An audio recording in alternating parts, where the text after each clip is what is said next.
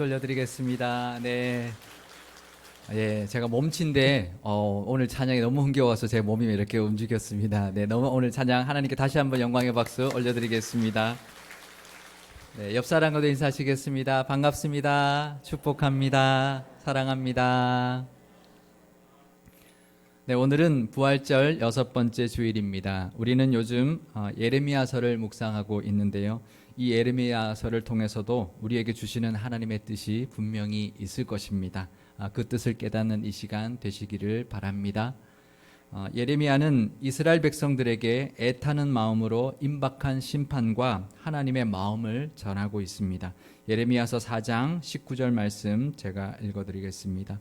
슬프고 아프다. 내 마음속이 아프고 내 마음이 답답하여 잠잠할 수 없으니 이는 나의 심령이 나팔 소리와 전쟁의 경보를 들음이로다.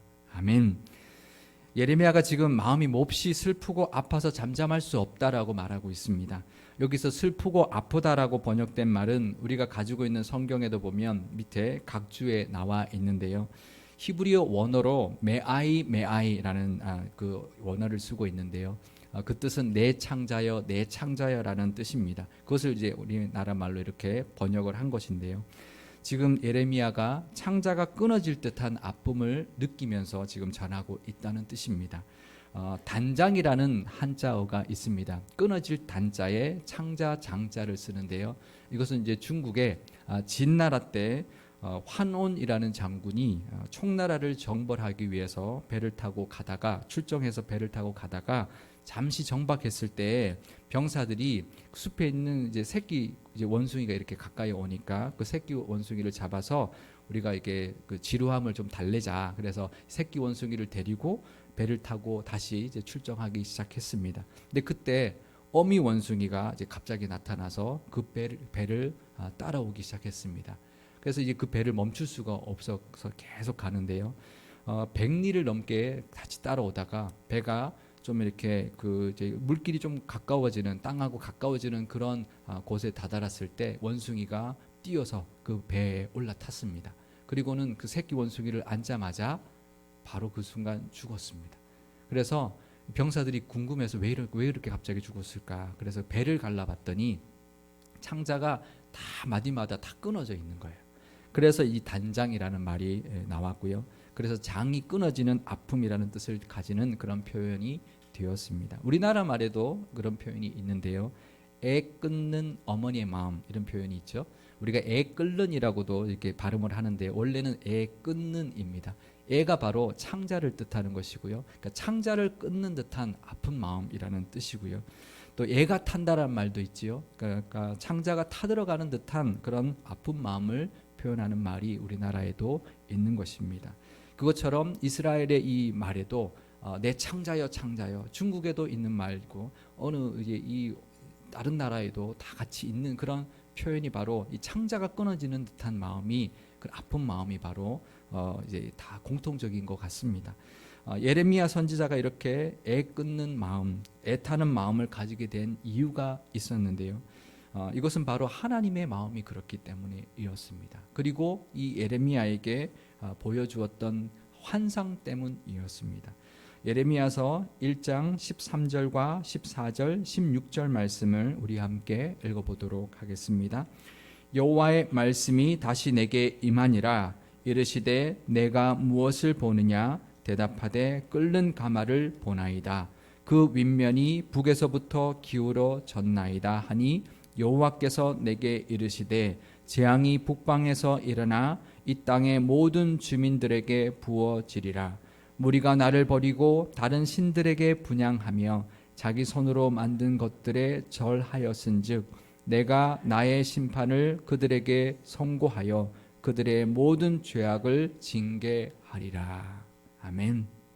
예레미야가 처음으로 봤던 환상이 바로 끓는 가마가 북쪽에서부터 기울어져 있는 것이었습니다. 그래서 마치 끓는 가마에 있는 물이 온 이스라엘에 쏟아져 내리는 것 같은 그런 심판이 임할 것이다. 이스라엘의 우상 숭배로 인하여 하나님의 징계가 끓는 가마에 물이 붓는 것처럼 임하게 될 것이라는 환상이었습니다. 그리고 또 예레미야가 본 환상이 있었는데요. 온 땅이 황폐하게 되는 그런 환상이었습니다. 제가 예레미야서 4장 23절에서 26절 말씀을 읽어드리겠습니다. 보라, 내가 땅을 본즉 혼돈하고 공허하며 하늘에는 빛이 없으며 내가 산들을 본즉 다 진동하며 작은 산들도 요동하며 내가 본즉 사람이 없으며 공중의 새가 다 날아갔으며 보라, 내가 본즉 좋은 땅이 황무지가 되었으며 그 모든 성읍이 여호와의 앞 그의 맹렬한 진노 앞에 무너졌으니. 아멘. 지금 땅이 혼돈하고 공허하며 빛이 없어진 상태, 그래서 온 땅이 황폐하게 되는 황무지가 되어버리는 그런 환상을 보았다는 것입니다. 이것은 창세기 1장 2절에 나오는 천지가 창조되기 전의 모습을 연상케 하는 그런 표현입니다. 이 예레미야에서 사용되고 있는 혼돈과 공허는요, 토후, 원어로 토후와 보후라는 단어를 쓰고 있는데요, 이것이 창세기 1장 2절에 나오는 혼돈과 공허를 표현하는 그 단어와 똑같은 단어를 쓰고 있습니다. 그러니 창조 이전에 혼돈하고 공허했던 그 모습, 그리고 빛이 없어서 흑암이 가득했던 그 모습으로 이 온 땅이 변하게 될 것이다 라는 것입니다. 이 모습은 하나님이 없는 세상의 모습입니다. 하나님이 없는 그런 영적인 모습이 바로 혼돈하고 공허하며 어둠이 가득한 것이 바로 하나님이 없는 영적인 세상의 모습입니다. 이스라엘 백성들은 그래도 하나님께서 함께하고 계셨기 때문에 나라를 여전히 이루고 살아가고 있었지만, 끝까지 이렇게 하나님의 경고를 무시하고 하나님을 떠난 삶을 살게 되면 그 하나님의 은혜가 떠나버리게 될 것이고요, 그 결과는 혼돈하고 공허한 땅, 창세 이전에 토후하고 보호한 땅으로 돌아가 버릴 것이다 라는 것입니다. 예루살렘은 지난 수요 예배 때도 함께 나눴는데요, 평화의 땅, 평강의 땅이라는 뜻을 가진 지명입니다.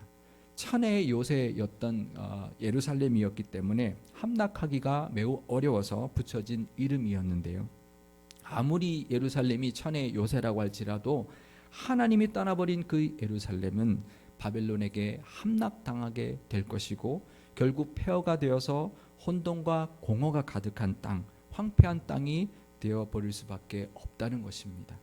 우리의 인생도 그렇습니다.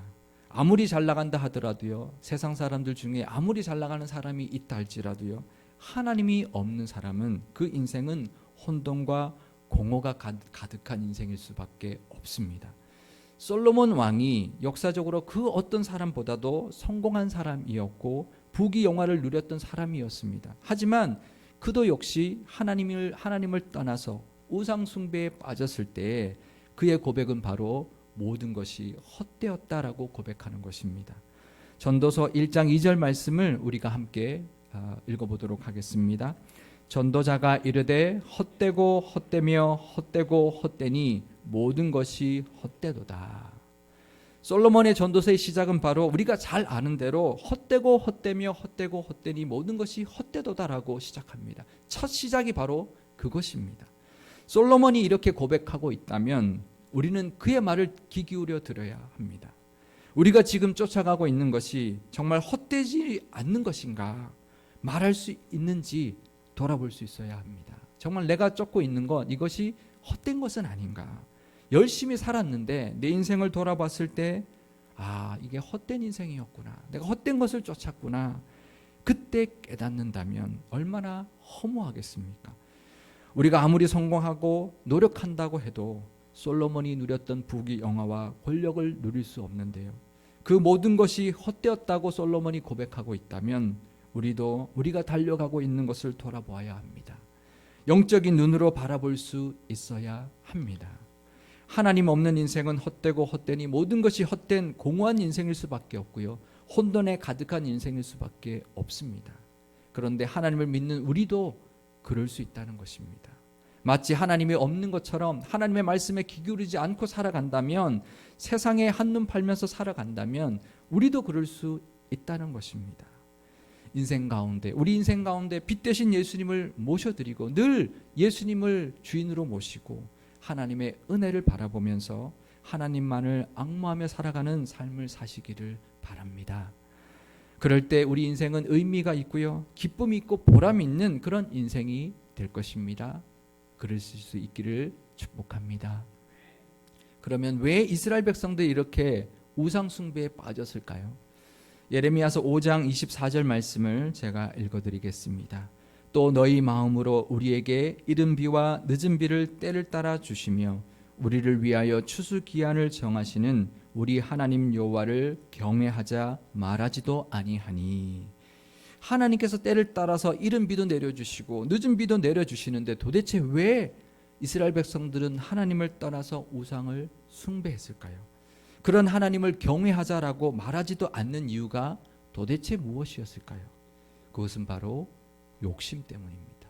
탐욕 때문이었습니다. 하나님이 주시는 것에 만족하지 못했기 때문에 한눈을 팔게 되는 것입니다. 하나님이 내려주시는 이른 비와 늦은 비가 만족스럽지 못한 것입니다. 비를 내려준다고 하는 농사의 신, 폭풍의 신 바알에게 가서 절을 하면 더 많은 비를 내려줄 것 같다는 것이죠. 그래서 더 풍성한 결실을 맺을 줄 알았던 것입니다.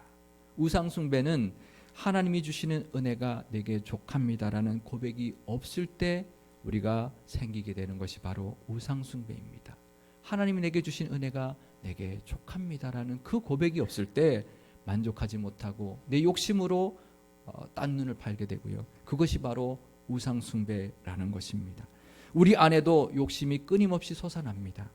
그 욕심은 하나님이 공급해 주시는 것에 만족하지 못하게 하고요. 자꾸 세상을 바라보게 만듭니다. 세상 사람들의 모습을 보고 부러워하게 만드는 것이죠. 그런데요, 그렇게 세상으로 눈을 돌리기 시작하면 풍년은 고사하고요, 메마른 광야만 만나게 될 것입니다. 가면 갈수록 더 메마르고 더 메마른 땅만 만나게 될 것입니다. 우리는 시냇가에 심은 나무 같은 사람이라고 성경은 말하고 있습니다. 하나님의 은혜로 시냇가에 옮겨 심어진 나무라는 것입니다. 우리 삶에는 늘 하나님의 은혜의 강물이 공급되고 있는데요, 우리의 눈은 자꾸 그 강물을 바라보지 못하고 그 은혜를 바라보지 못하고 세상을 향하여 눈을 돌리는 것입니다. 우리의 욕심은 은혜의 강물에 시선을 고정해 두지 못하고 눈을 돌려 세상을 바라보게 만드는 것입니다. 그러면 우리 눈앞에 보이는 것은 메마르고 건조한 땅밖에 없을 것입니다. 점점 더 목말라지게 될 것이고요, 점점 더 갈급해지게 될 것입니다. 왜 그럴까요? 시냇물의 반대쪽 세상은 광야이기 때문에 그렇습니다. 결국 그 인생은 혼란스러워질 것이고 공허한 인생이 될 수밖에 없을 것입니다.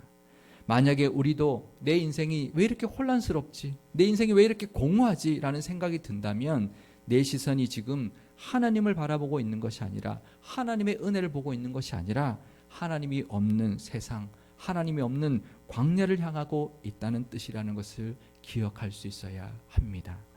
눈을 돌려 강물을 바라볼 때 하나님이 베풀어 주시는 은혜가 비로소 보이기 시작할 것입니다. 하나님의 방법과 세상의 방법은 분명히 다릅니다. 하나님이 주시는 것과 내가 원하는 것도 다를 때가 있습니다. 그러니 우리는 늘 하나님의 방법이 더 옳습니다. 늘 하나님이 주시는 것이 더 좋은 것입니다라고 믿고 고백할 수 있어야 합니다.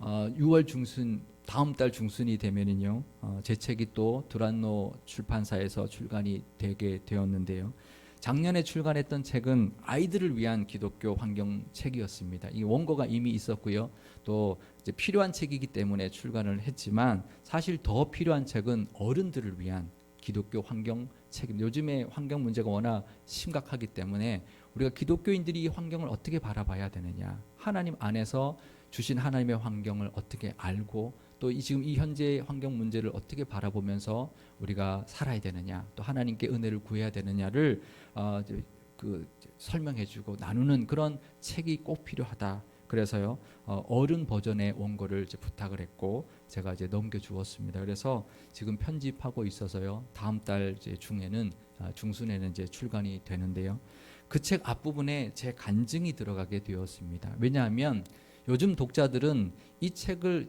사서 볼 때요, 이 책의 저자가 어떤 사람인지를 알아야 이제 책을 사서 본다는 거예요. 그러니까 어떤 사람이 쓴지를 알아야 이런 사람이 책을 썼구나. 이제 그래서 그 사람이 이제 어느 정도 이제 어떤 호감이 갈 때 책을 사서 비로소 읽는다는 것입니다. 그래서 저도 아직 사람들에게 별로 안 알려져 있잖아요, 그죠? 우리 교회만 알려져 있고 외부에 잘 안 알려져 있으니까 제 간증을 앞부분에 좀 쓰고 그 다음에 환경에 대한 이야기들을 이제 써달라 이렇게 요청을 해주셔가지고 이제 간증이 들어가게 되었습니다. 그래서 제가 유학 시절에 이제 만났던 하나님의 은혜들, 또 목회자로 부르시고 인도해 주셨던 하나님의 은혜를 나누는 그런 이제 몇 가지 이야기들을 좀 실었는데요. 그 중에서 미국에서 이제 유학을 이제 8년 동안 하고요. 한국에 돌아와서 하나님의 부르심이 있다는 걸 그때 알았습니다. 그리고는 다시 신학교에 입학하게 되었는데요. 가장 힘들었던 게 무엇이냐면 경제적인 것이었습니다. 그러니까 8년 동안 유학 생활을 했기 때문에 거의 이제 경제적으로 바닥이었습니다. 그러니까 거의 맨손이었습니다.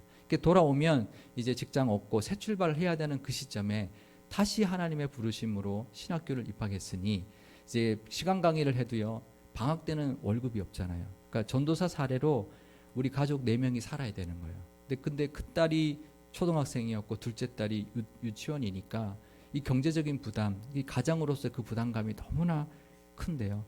그러다 보니까 뭐 이제 방학이 되면 쌀이 떨어질 때도 있고요, 전화가 끊어질 때도 있었습니다. 근데 뭐 충분히 그것도 감수하고 감당할 수 있었는데요. 근데 참 힘들었던 적이 한 번 있었는데, 그것은 큰 딸이 초등학교 이제 다니고 있었으니까 학교 준비물이 서예 준비물이 있는데 이게 비싸더라고요. 벼루하고 이런 게.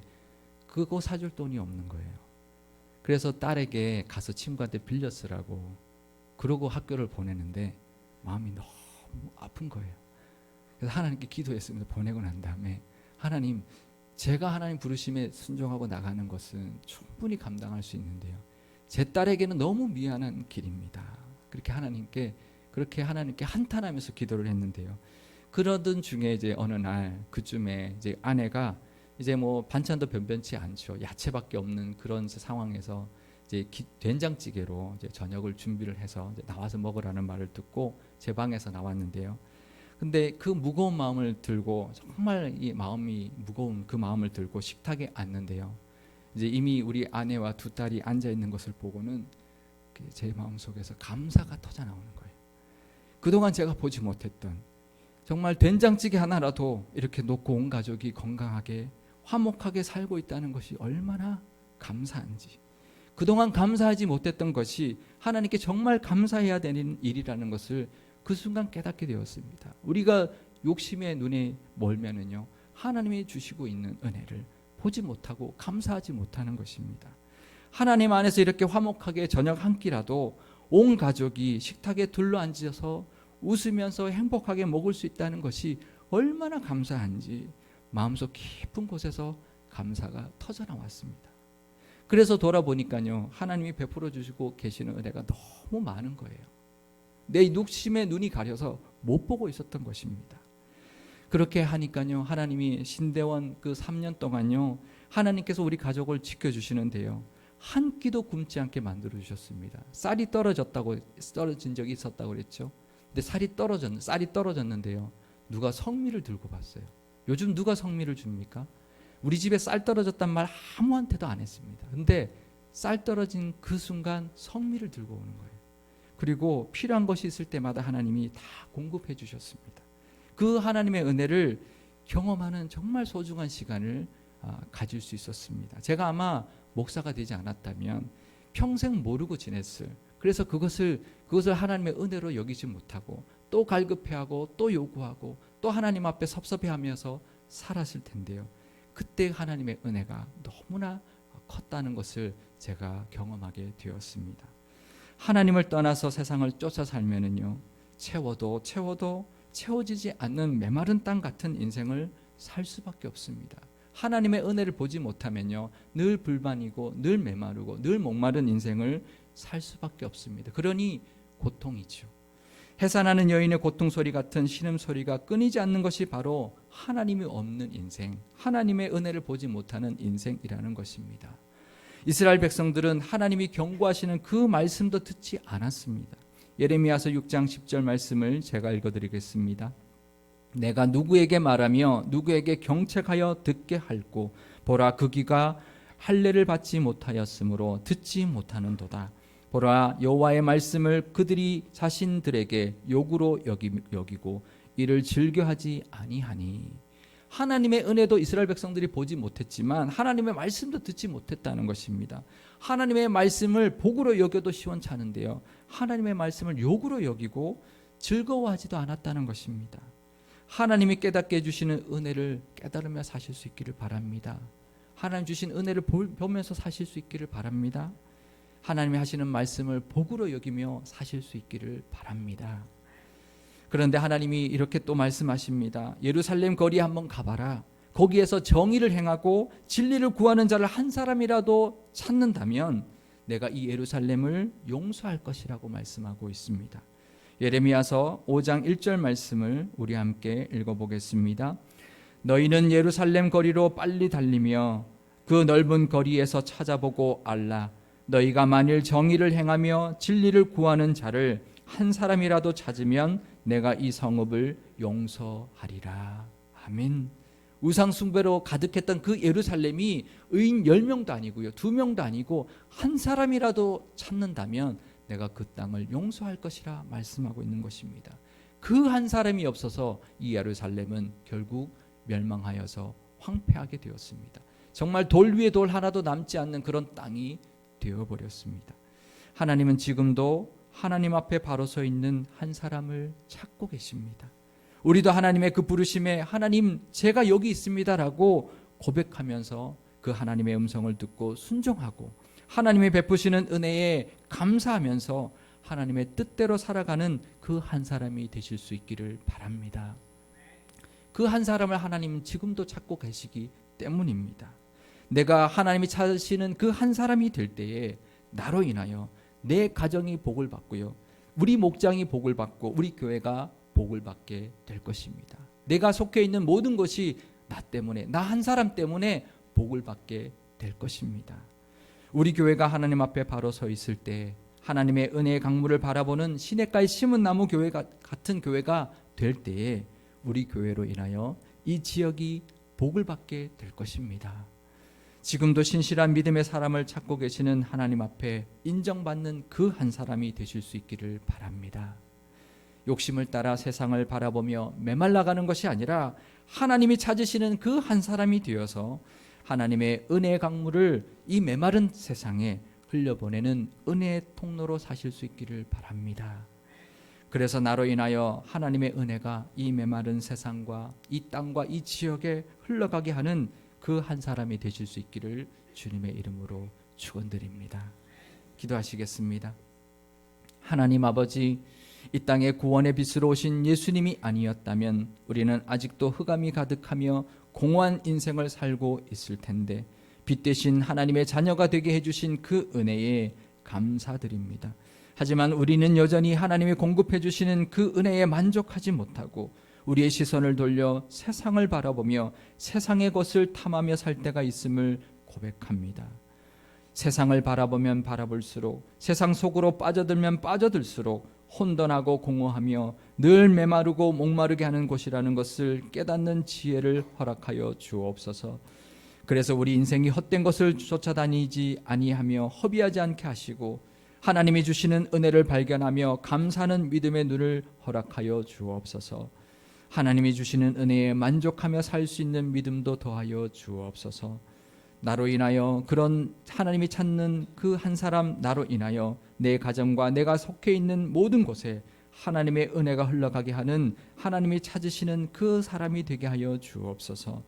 우리 교회를 위해서도 기도합니다. 우리 교회도 하나님이 찾으시는 그 한 교회가 되어서 이 지역의 변화에 쓰임받게 하시고 하나님의 은혜의 강물을 이 지역과 이 땅에 흘려보내는 복의 통로가 되는 교회 삼아 주옵소서.